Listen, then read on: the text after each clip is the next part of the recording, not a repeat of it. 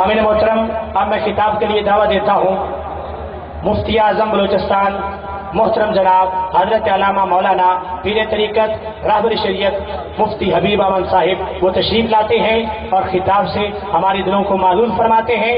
ان کے آنے سے پہلے زوردار نعرہ لگائیں، نعرہ تکبیر! آپ لوگوں کا نعرہ اور آپ لوگوں کے نعروں کی گونج جو ہے وہ اسٹیج تک بھی پہنچنی چاہیے۔ نعرہ تکبیر، نعرہ رسالت، نعرہ تحقیق، نعرہ حیدری، ادارہ صراط مستقیم پاکستان۔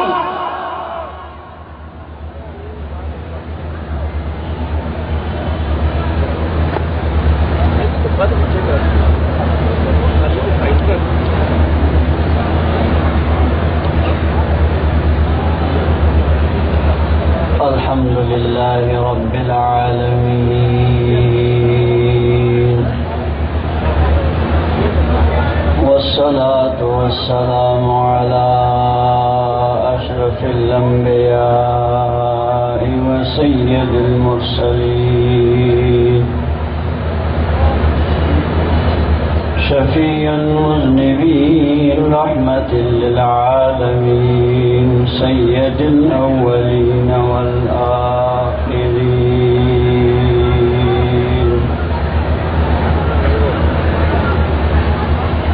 وعلى آله الطيبين الطاهرين، وأصحابه المعظمين المكرمين.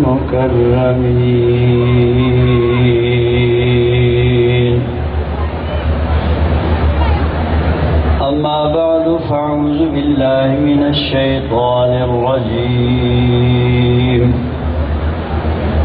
بسم الله الرحمن الرحيم.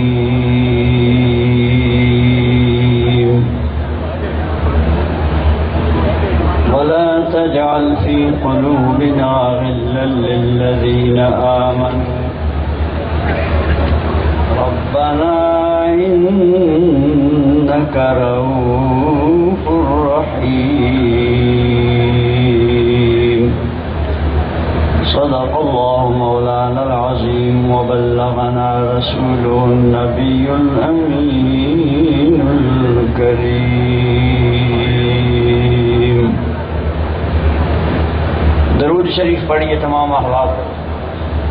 صلاۃ والسلام علیک یا رسول اللہ، وعلی آلک واصحابک یا حبیب اللہ.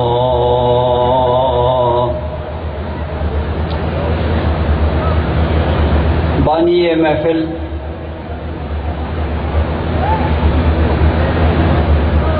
مفکر وقت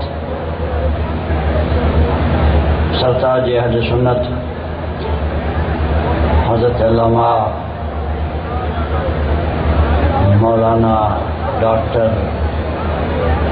محمد اشرف آصف صاحب، محمد آصف اشرف صاحب، نام آگے پیچھے وہ معذرت پاؤں.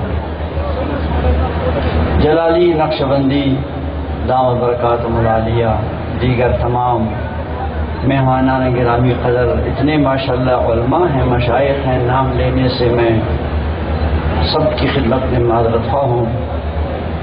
اللہ پاک آپ کی، ہماری سب کی آج کی یہ بارونق اور باذوق پرخلوص حاضری اور اہتمام و انتظام ادارہ صراط مستقیم اور دیگر تنظیموں کے نوجوان کارکن جس محنت و خلوص سے اس محفل کی بنا اور تزئین و آرائش میں، مہمانوں کے خوش آمدید و استقبال میں، دیگر انتظامات میں محنت کر رہے ہیں. رب پاک یہ سارے انتظام و اہتمام اپنے پیارے حبیب صلی اللہ علیہ وسلم کی بارگاہ عالیہ میں قبول و منظور فرمائے. آپ بھی آمین فرمائیے اور میں بھی رب کے بارگاہ میں آمین آپ کے ساتھ عرض کر رہا ہوں. چونکہ عنوان اس کانفرنس کا شان رسول اللہ صلی اللہ علیہ وسلم ہے، نام عنوان کا بڑا پیارا ہے، اور یہ عنوان وہ ہے جو ہر سنی کے رگوں کے اندر بہنے والے خون کی سزا ہے۔ اس عنوان سے چاہے آپ اشتہار میں اس عنوان کو لکھیں نہ لکھیں، لیکن سنی کے خون کے قطرات و ذرات خود بخود شان رسالت کی صدائیں بلند کرتی ہیں۔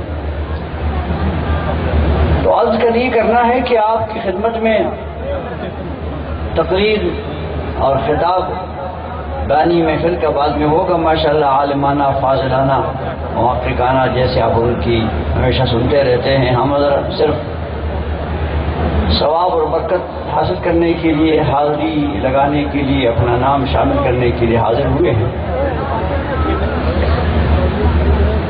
آپ حضرات سے گزارش ہے، میں نے آیت کریمہ پڑھی، رب تعالیٰ ارشاد فرماتا ہے مومنوں کی ذمہ داری یہ ہے وَلَا تَجْعَلْ فِي قُلُوبِنَا غِلًّا لِّلَّذِينَ آمَنُوا رَبَّنَا إِنَّكَ رَءُوفٌ رَحِيمٌ۔ سچے مومنوں کی جو بعد میں آئیں گے اس دنیا کے اندر، اللہ کی پیارے حبیب صلی اللہ علیہ وسلم کی زمانہ مقدسہ کے صحابہ کرام کی نقش قدم پر چلنے والے سچے لوگ ہوں گے، ان کی ایک نشانی یہ ہوگی کہ وہ اللہ پاک سے ہمیشہ دعا کریں گے، یا رب جو اس امت کے پیشوار صاحب ایمان، صاحب عرفان اور صالحین دنیا سے جا چکے ہیں، ان کے بارے میں ہمارے دلوں میں کدورت اور حسد پیدا نہ کرتے، ہمیں ان سے محبت رکھنے اور خلوص رکھنے کی وہ دعائیں اللہ سے مانگتے ہیں۔ تو یہ نشان اہل سنت کے اندر کافی عرصے سے نظر آ رہا تھا، اور اہل سنت کے اندر یہ اللہ پاک نے خوبی رکھی تھی، جو بھی اسلاف اور اس کے بزرگ اور اس کے پیشوا دنیا سے جاتے تھے، بعد میں وہ ان کے نام بڑے احترام سے یاد کرتے تھے، ان کے عرس مناتے تھے، ان کی یاد میں محافلیں مناتے تھے۔ آج کل یہ تکلیف جو سامنے دیکھنے میں آ رہی ہے اور سننے میں آتی ہے وہ یہ ہے، اس وقت ہمارے کچھ حضرات ایسے ہیں جو اس نشان کو اپنے اندر مٹانے کی در پہ۔ میری مراد کیا ہے؟ کئی حضرات ایسے ہیں جن سے میری یا ملاقات نہیں ہے یا تعارف نہیں ہے، تحریر ان کی پڑھتا ہوں یا ان کی گفتگو کہیں پہنچ جاتی ہے کیسٹوں میں یا تحریروں میں، اپنے اہل سنت کے اچھے اچھے پیشواؤں کو اور علماء کو اور سیدھا بزرگوں کو اپنے قلم سے، اپنی زبان سے، جبکہ وہ اس دنیا میں نہیں ہیں، عالم برزخ میں ہیں، ان کو دکھ پہنچاتے ہیں، ان کے خلاف قلم اٹھاتے ہیں، ان کے خلاف زبان چلاتے ہیں۔ یہ سن کے دیکھ کے دل دکھتا ہے۔ علامہ غزالی دوران سید احمد سعید کاظمی صاحب رحمہ اللہ تعالی، اسی طرح سے مفتی احمد یار خان صاحب، پیر کرم شاہ صاحب، اس کے علاوہ کئی بزرگان دین اور بھی ہمارے علماء ہیں جن کو ہم نے دیکھا، قریب سے دیکھا، اچھی طریقے سے دیکھا۔